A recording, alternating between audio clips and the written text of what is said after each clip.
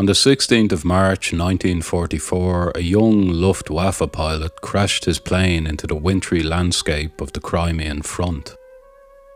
In the pilot's own recollections, his co-pilot was atomised on impact, while he was propelled out of the aircraft and left buried under the snow for days before being discovered by a group of Tatar tribesmen.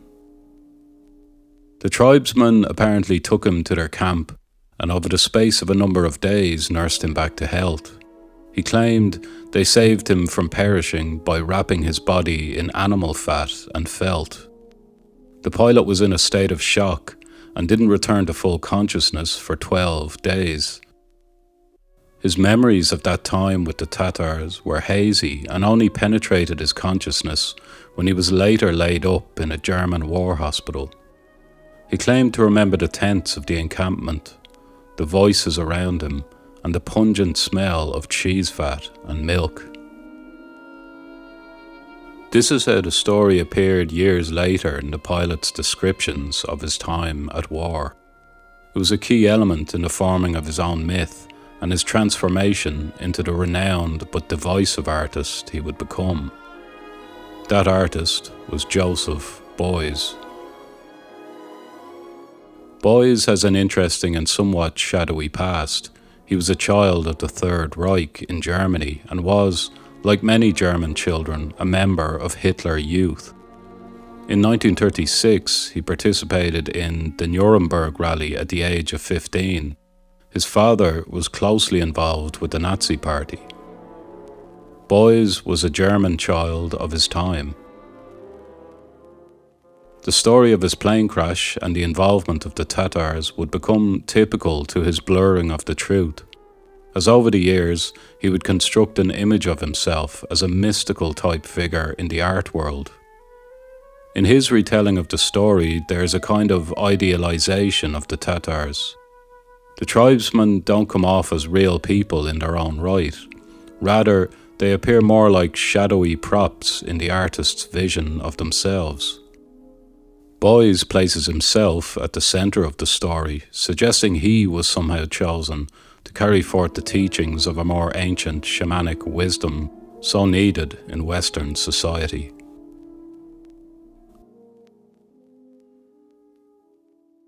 The artist's story has always been influential in how the public receives their work. It is used as a kind of propaganda to bolster the authenticity of a person's talent. The artist will attempt to extricate themselves from the pack. They are outside of normal society. They see the world differently. They see it for what it really is, or so they would like us to believe. Their origin story is of great importance, and when it's told well, it can resonate, raising the artist to a higher level of importance in the public's eye. Beuys's interest and later adoption of shamanism could be traced back to his plane crash, and from there onwards he seemed to have embraced this mystique. While preparing his first artistic curriculum vitae, which he titled Life Course, Work Course, Beuys included his story of being discovered close to death in the snowy wastelands of the Crimean front. Clearly, he thought that life experiences and traumas were as important as study and practice in the formation of the artist. He was not the first to cultivate the image of the artist as shaman. Picasso also assumed this role, especially while making his magic paintings, where he claimed to enter a kind of trance, giving him supernatural powers and the ability to imbue encrypted messages into his metamorphosed renderings of the human form. But what is shamanism, and did Beuys have a real understanding of what this role meant? Or was it just a borrowed identity, a marketing tool used to give credibility to the esoteric nature of his later works? Anthropologists have yet to come to a consensus on the definition of the word shaman. English historian Ronald Hutton noted that by the dawn of the 21st century, there were 4 separate definitions in use. The first, anybody who contacts the spirit world while in a state of altered consciousness. The second, someone in an altered state of consciousness who contacts the spirit world at the behest of others. The third definition attempts to distinguish the shaman from other magico-religious specialists such as mediums, witch doctors, or spiritual healers, claiming shamans use a particular technique not used by the others. The fourth definition claims that shamanism specifically refers to the indigenous religions of Siberia and neighbouring parts of Asia.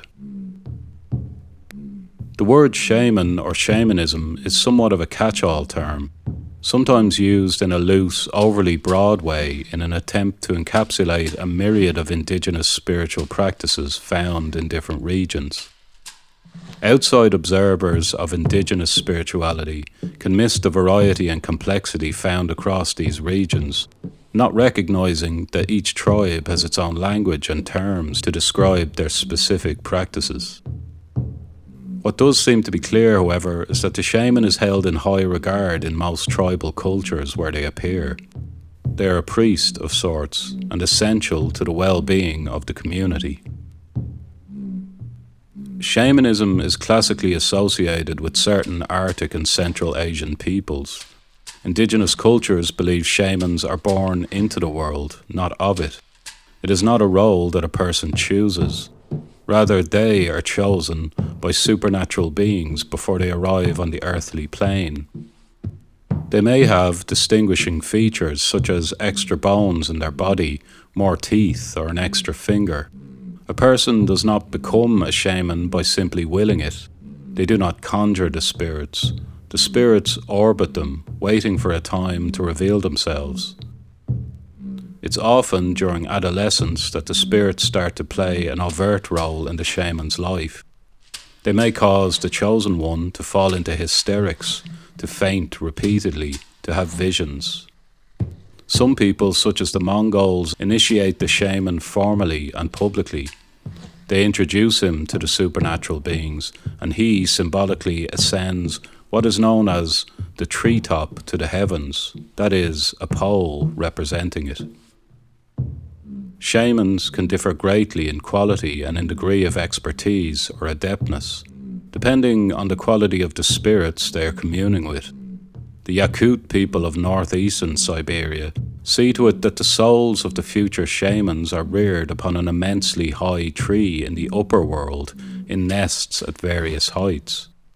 The greatest shamans are brought up close to the top of the tree, the intermediate ones towards the middle, and the lesser ones on the lower branches.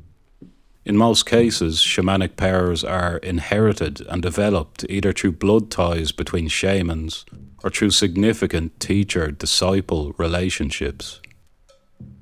When a prospective shaman is identified among the tribe, they are prescribed a different life path than others. They must enter into a sort of apprenticeship under an elder of the tradition. Shamanism is a gift to be nurtured over many years of training and practice.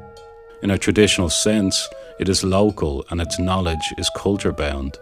It's not simply a coat that someone can take on and off when it suits them.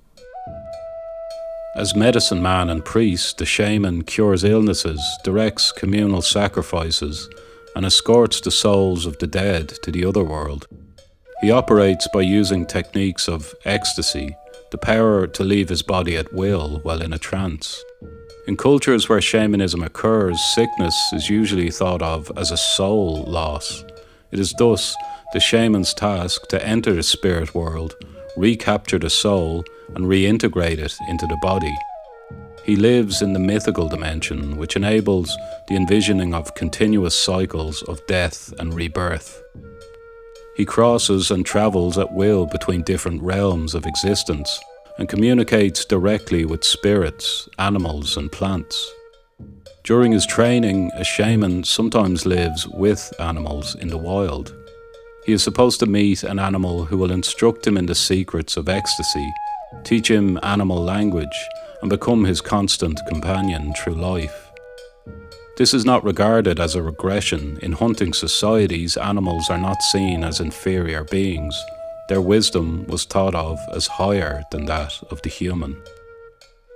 The shaman are the high priests, the healers, the locus of their community's religious and mental flourishing. In the West, by the mid-20th century, the concept of the shaman had been transformed into a metaphor for the artist. They could identify as someone on the edge of a kind of madness and ascend or descend into realms of unconsciousness unavailable to others, to bring back gifts for the community in the forms of works of art. Josephbeuys was attracted to this idea, seeing the role of the artist as a transformative healing force in society. A young Beuys had a keen interest in the natural world. He learned about plants, grasses, trees, herbs. He even maintained a small zoo and laboratory and would hunt for mice, rats, and spiders to populate it. From early on in his artistic life, he was producing minimalistic drawings and watercolours depicting animals and strange human forms in different states of movement or stillness. Beuys depicted animals as bearers of psychic and spiritual forces. They echo early cave drawings in their simplicity, and Beuys commented years later that he believed them to be some of the most important work he had done. He has been characterized as a primitivist, someone who believes in the superiority of pre-industrialized societies. His art reflects this. Throughout his career, Beuys seems to be attempting to reconnect with a more ancient wisdom as a way of solving modern problems. The characterization of Beuys as a kind of magical high priest was solidified in his performance art pieces, or Aktions, in which he would be the central figure in what looked more like strange rituals of healing and manifestation to the contemporary eye. If we are to go by the anthropological definitions of a shaman, clearly Beuys does not qualify. He does not have any lineage in the indigenous cultures that gave birth to these practices. He was not chosen by anyone in this culture as a prospective shaman. He did not spend any time under the tutelage of an elder and was operating outside the culture. As far as we know, he didn't have extra bones or teeth, and never went through the rigors of initiation in a traditional sense. His adoption of the shaman title was of his own doing, and perhaps it was his audience and the broader art world that further projected the image onto him through their own misunderstanding of what a shaman is and why Beuys was using this symbolism in his work. In his personal myth-making, Beuys could be accused of trying to construct a narrative that runs parallel to the anthropological findings of how a shaman comes into being. In his mid-30s, Beuys suffered from a severe bout of depression, which lasted for 2 years. On recovering, he called this his shamanic initiation, as if he had been under the influence of supernatural forces, instead of simply going through a mental health crisis. The story of the Tatars could be signalling that he was in fact recognized and chosen by elders. With the association of the shaman and the notion of the artist genius, led many to argue that Beuys was perpetuating an artificial romantic stereotype. In May 1974, Beuys flew to New York and was immediately taken by ambulance to a room in West Broadway's René Bloch Gallery. For 3 days, he would share this solitary space with a wild coyote. He entered the room and shrouded himself in a large piece of felt, carrying a cane and a metal triangle, among other things. I Like America and America Likes Me was one of a number of art performance pieces by Beuys presenting him in the role of a shamanic type figure, and remains one of his most memorable and intriguing works. It was also his first art performance piece in America. He had been invited previously, but had refused as a kind of boycott due to the ongoing war in Vietnam. Beuys, wrapped in his mystical shroud, circled by the sinewy presence of the wild coyote, made the piece visually extremely striking. Conceptually, it was a social commentary on America's numerous ills, from racial segregation and oppression of minorities and indigenous people, to wars and the false selling of the American dream. In Native American culture, the coyote played a number of important roles and appears in many folk tales as an iconic figure with close ties to the Great Spirit. In their creation myths, the coyote is given a heroic stature and seen as essential in the process of creating and ordering the earth and its creatures. Symbolically, it harkened back to the world as it existed before the arrival of European settlers. He is also a shapeshifter and brings about change through transformation and adaptability. He is a trickster, using comic indirection to indicate the way of right action. The coyote is paradoxical and works in a mysterious fashion to both disrupt the norm and restore peace and understanding. While most European settlers and their modern American descendants generally regarded the coyote as an aggressive and dangerous predator, Beuys saw the animal as something completely different. To him, it was America's spirit animal. The piece has been interpreted in different ways, one being an attempt to reconnect and heal the split between European and native intelligence. America's genocidal treatment of the indigenous tribes was a scar on the nation's past, one that had never truly been reckoned with. By placing himself in such an intimate setting with the coyote, the usual boundaries between wild animal and man were relinquished. Beuys's work with the materials he had brought with him was careful and specific in the manner of a planned ritual. But he displayed an openness to the coyote. The action was guided by the animal's pace and response to the objects. Despite their differences, Beuys and the coyote find a way of interacting, living, and communicating together. During the 3 days of the performance, Beuys attempted to make eye contact with the coyote, while performing symbolic gestures. He would toss his leather gloves at the animal or wildly gesticulate at it. The coyote, in turn, was mostly curious, at times hostile, and often fairly calm. Once he tore off a piece of Beuys's gloves. Another time, he tried to rip the felt cover off Beuys, clenching it firmly in his jaws. But he also allowed Beuys to briefly embrace him. They stayed in direct contact and communication up until the very end of the performance. Critique of Beuys's work and public persona was wide-ranging and at times excoriating. By 1979, the Guggenheim Museum had curated a retrospective of his previous works, which was followed with an article by art news writer Kay Larson entitled Josephbeuys, Shaman, SHAM, or one of the most brilliant artists of all time. A number of critics did not buy what Beuys was selling and viewed his work as self-absorbed and messianic. The German art historian Benjamin Buchloh referred to Beuys's rhetoric and art performances as simple-minded utopian drivel.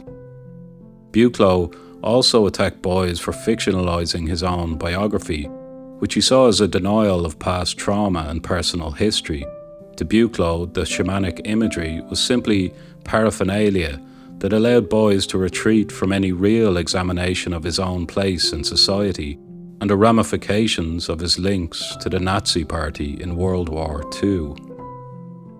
It would become widely known that the story of how he was saved from the jaws of death by Tatar tribesmen was almost certainly false. Records state that he was in fact recovered by a German search commando and that there were no Tatars in the area at the time. If the first seeds of his mystical story was a lie, critics found it necessary to question all that came after it. If his work was indeed supposed to challenge power and bring about spiritual and political transformation, some argued it was naturally limited by the capitalistic aspirations of art museums and dealerships. How could a true shaman be propped up by a system so far removed from anything truly radical? Who had access to his work and who did not? Would the messages contained in I Like America and America Likes Me matter in any material way to those who were privileged enough to see it. In interviews, Beuys was sometimes quite stilted and somewhat reluctant to explain his art. When pressed about the shamanic symbolism in his performance pieces, he stated that he was not actually trying to present as a shaman in the traditional sense. Rather, he was trying to express how practices of the past could be revived and utilized in the modern world to gain deeper understanding of the human condition. But, while embroiled in his rise to fame, it seems he was only too happy to accept a certain level of idolatry. In some ways, the persona and public figure he had curated over many years became more famous and talked about than the art itself. Whether Beuys was authentic in his presentation is still an unanswered question. We can state that he was not a shaman like those that emerged from Siberia and Asia, that perhaps a more fitting title would be a neo-shaman. But that also falls short of describing him, as it would lump him in with the countless practitioners of New Age magico-religions and pseudo-spiritual healers. Beuys was primarily an artist. He was also a showman, and perhaps a trickster. He could be accused of Western appropriation of Eastern heritage for his own gains, a charlatan that literally and figuratively shrouded himself in mystery to distract from his very real links to a shameful, horrifying period of German history. Beuys said himself that art is not there simply to be understood. It is more the sense of an indication or a suggestion. If anything, he set in motion a conversation around the functionality of the artist in society, and who gets to decide the veracity and methods of the messenger.